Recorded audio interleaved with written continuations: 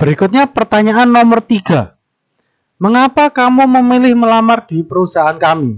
Padahal ada perusahaan lain yang sejenis yang membuka lowongan kerja juga. Pada umumnya orang akan menjawab karena lowongan kerja yang ditawarkan sesuai dengan bidang keahlian yang saya miliki, atau karena dekat rumah, atau karena inginnya dalam satu kota saja. Apapun alasannya itu perlu kita tanyakan. Mengapa kita menjadi perusahaan yang dia pilih? Ini sekaligus untuk bahan evaluasi kita. Perusahaan kita itu di mata para kandidat super tim kita seperti apa?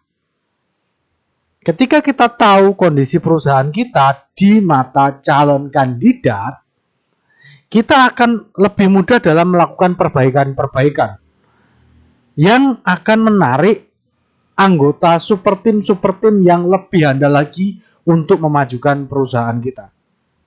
Jadi citra itu penting, bukan hanya untuk customer, tapi juga untuk calon super tim perusahaan kita.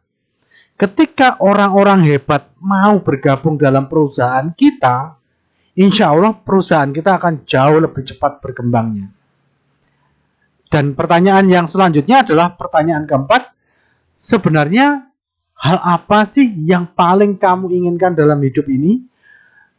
Pada umumnya orang akan menjawab ingin memberangkatkan orang tua ke tanah suci dengan haji furoda atau whatever yang lain. Membuatkan rumah orang tua, atau mencukupi kebutuhan keluarga supaya tidak kekurangan lagi. Apapun jawabannya, hal ini bisa kita nilai sebagai salah satu kejujuran yang dia mau ungkapkan. Karena ini pertanyaan sifatnya menjurus ke pribadi ya, tapi tidak terlalu pribadi. Karena kita pengen tahu sebenarnya fokus utamanya dia itu apa sih dalam bekerja. Apa yang dia pengenin dalam hidup ini. Tentu melalui ikhtiar bekerjanya dia. Jadi nanti ketika kita terima, kita tahu dia tuh sebenarnya punya impian apa. Ketika nanti ada masalah atau kinerjanya menurun, kita bisa ingatkan lagi tentang apa yang dia inginkan dalam hidup ini.